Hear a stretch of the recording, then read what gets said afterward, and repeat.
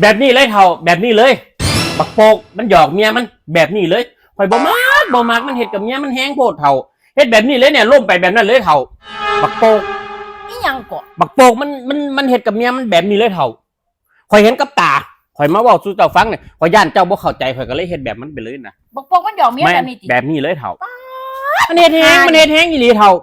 เจ้าอย่าไปหาเห็ดคือเขาเด้อ โอ้บ่เฮ็ดละ ข่อย เนาะ บ่มักข่อยป้าเจ้าอีหลีเด้ แม่น ข่อยป้าถิ่มกับหม่องเลยเด้คันเฮ็ดแบบ โอ้ยแม่นข่อยกับป้าเท่ามันเฮ็ดแบบนี้แหละเท่า หยอกพ่อหยอกแม่งเป็นแนวนี้ติ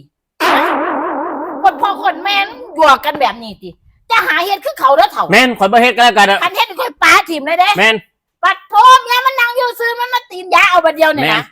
แม่นแบบนี้เลยครับ เอาคนบอกให้เลิกคบกันแล้วแม่ เอาก็เลิกแล้วดิข่อยเลิกแล้วแต่ว่าข่อยเห็นไงข่อยพลาดไปเห็นมันเฮ็ดแบบนี้เลยเท่า เอาซะเลิกคบกันอย่าไปหาคบกันอีก